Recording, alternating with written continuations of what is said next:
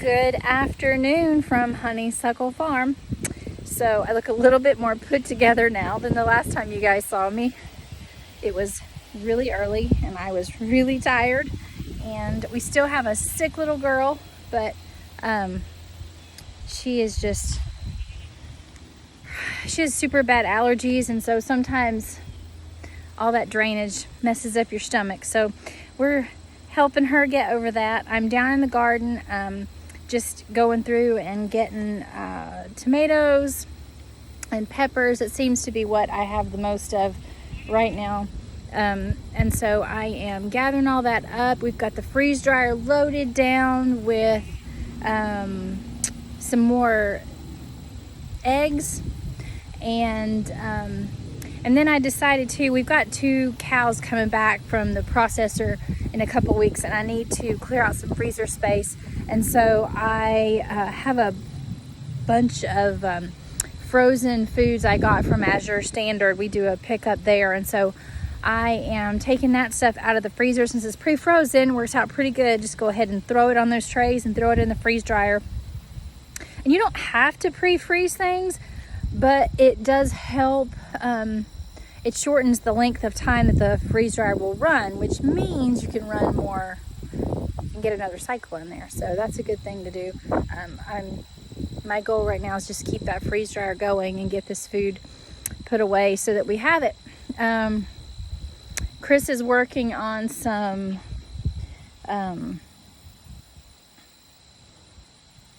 more practical things right now. He is organizing some things and just taking stock of different things that we might need. And so I'm going to gather tomatoes and peppers, and then try and get that stuff processed this evening as well. You know, there's just so many things going on in the world, you guys, and I just would love to encourage anyone who watches this to just be thinking about how you're going to feed your family and what you're going to do. You know, Chris and I always say the who, the what, the when, the where, the why. It doesn't matter. It's almost like we are a frog in a cooking pot. You know, you put that frog in a pot and you turn the water on, and he doesn't know anything's different. So he doesn't try and get out of the pot. You guys have heard this story. You turn it up a little at a time, a little at a time, a little at a time. He never knows. And then before you know it, the frog is cooked and he can't get out of the pot. And so it almost feels like that's what's happening with all of us. We're just getting so used to the gas prices being high. We're getting so used to paying these prices at the grocery store. And we're getting so used to paying just... Inflation is not 11% high, you guys. It's not up 11%. Do you remember how high gas went? It was more than double. It was more than double. And now we think it's so great because it's down to $4 a gallon. Well, that's not great. That's still high. You know, we've been duped. We have been duped by our own government, by our own people that we voted into office. And so I just think we have to be smart. You know, God told us to be wise, to be as gentle as doves, but as wise as something else. I'm so sorry. I don't remember the quote. But we're supposed to be wise and gentle. And so, you know, we don't have to go out guns a-blazing, but we need to be making sure that we can take care of our own people. And, you know, that's why I've been working on this garden. And, you know, we've just got, sorry, my dog in the background, she knocked over a stick and it hit her in the nose, and she cried like it hurt her because it scared her. Poor baby. You okay, Zinnia? Are you okay? There you are. There's my girl. And so, you know, it's scary to think about, or it can be, but we have peace because God has given us this amazing place, and I feel like He's granted us the knowledge to be able to put it into practice or to put into practice what we're learning. And that's why we're spending so much time learning everything we possibly can right now, because I don't know what's going to happen, you guys. And you know what happens, it doesn't matter. The who, the what, the why, the where, the how, the when, it doesn't matter. What matters is that our hearts are right with God first, and then that we have a plan in place, and we have peace because of that. We have total peace no matter what happens, because we're prepared. We know that our final resting place is with God, because we love Him and we obey Him and we seek to please Him in all things. And you know, He's given us Chris and I, a very different mission here on this earth. And He has a lot of people, but we have been blessed with a community of a lot of people we found on this journey that are very similar minded. And so we're very grateful for that. We're very grateful to have people to come along and teach us.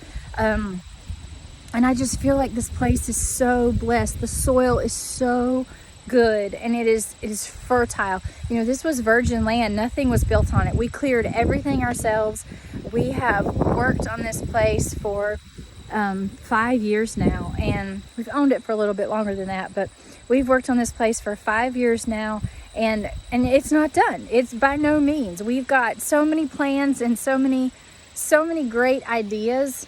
You know, Chris works, and so it's me out here doing this with Ariella alongside of us, and that can be kind of cumbersome sometimes, but you know, but boy, I am so grateful for when Chris does get to work alongside me, because we get so much done when it's the two of us.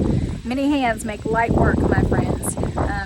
And so that's one of the reasons that I'm putting all this out here. This breeze is heavenly on YouTube, is to form a community. You know, I'm getting ready to host a potluck for different homesteaders in this area, so that we can come alongside each other and help each other. So if they want to learn how to butcher chickens, I can teach them. You know, if they want to learn how to butcher pigs because of Billy over at Perma Pastures, I can teach them. Chris can teach them. You know, we can help them learn these valuable skills that we should have all known for forever anyway. We never should have let other people have control of our food and what we were eating. So yeah, I'm going to host a potluck, and there's some different people here locally to me that I have met, homesteaders or wannabe homesteaders, that want to get together and form a community where we meet and talk about different ideas and run things, you know, by each other and help each other. And you know, I mean, just for an example, a chicken plucker is about $600 to $800, depending on what kind you get, where you get it, etc. I don't know if you can buy them used. Probably can buy them used. You can buy everything used on Marketplace or eBay or whatever. But so say you got 4 or 5 families together, you guys go in together and split that cost, and then when I butcher chickens, I can use it, and my friends who are in this homestead community that we're going to build will come and help me. And then when they want to butcher chickens, they'll use the plucker and I'll go help them, or I'll teach them how to do it, or however it's going to work. But you can have 4 or 5 families split the cost so that it's not so expensive. We don't all need to own tractors. One person has a tractor, somebody needs something done, we run over there and help them, or they borrow the tractor. You know, somebody has a tree fall in their house, you bring out your chainsaws. I'm so grateful that that I was taught this from our amazing preacher, Precious Gwen, who is not here anymore. But you know, she set up ministries in our church there was a tree committee, and if a tree fell, they all ran over there and they helped these people and they served them and they got that tree out of the way. And if somebody was sick, there was a meal committee and they took meals. And it's just a beautiful, beautiful way to love on each other. And so I'm excited to kind of bring that idea to our local homestead area and just hopefully be a light and just love on people. And so that's my goal, and I'm excited about it. And Ariella, if you know her, she's a little light in of herself. We call her our little love tornado. Because once she loves you hard, and she loves you forever. So that's what we're up to, and I'm gonna get to it and get these tomatoes picked, and that's about it. So you guys keep growing. There's Zinnia. Zinnia, don't eat the pumpkin. So there's one right there. There's another one back in there. Here's one. There's new fruit growing. I just saw 3 or 4 new fruits. Right, there's still some buds, but right, oh, Zinnia's standing right on top of it. Right there, new fruit growing, new flowers. And so I'm walking through this stuff, and look, there's one, there's another, where is it? There it is. There's another one. And look, it just goes all the way back through all these weeds, which is kind of intimidating for me because I don't want to walk through all that, but I bet there's some fruit over there. There's another one back in here that I found. And y'all, I have some shipping crates right in here that I was going to use for, right in there, that I was going to use for raised beds that I never got filled up and planted, and those weeds have covered them. Not a good thing. I realize I'm not bragging about that, but good news is fall is coming and all that's going to die down, and we'll get it. Oh, you can probably see right in there, that wood, that is a shipping crate I was going to use. See all that, those, can you see the flowers there for fruit developing? That's awesome. So what I'm doing is I'm taking these in, cutting them in half. Hold on one second. All right, so I'm taking these, we named him George. George of the Garden, after George of the Jungle, which Ariel has never seen, but it's from when I was a kid and I started singing George, George, George of the Jungle. Anyway, I just dated myself. But, so we named it George. So I've been taking George in the house and cutting it in half and roasting it in the oven, and then scraping out all the yummy goodness from inside and freezing it.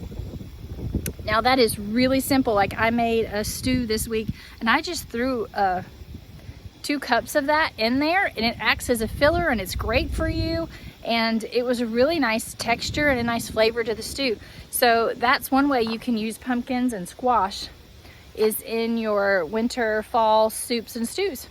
And I was not going to let a little cross-pollination disaster mess up the fruit from our garden. So that's what we're using that for.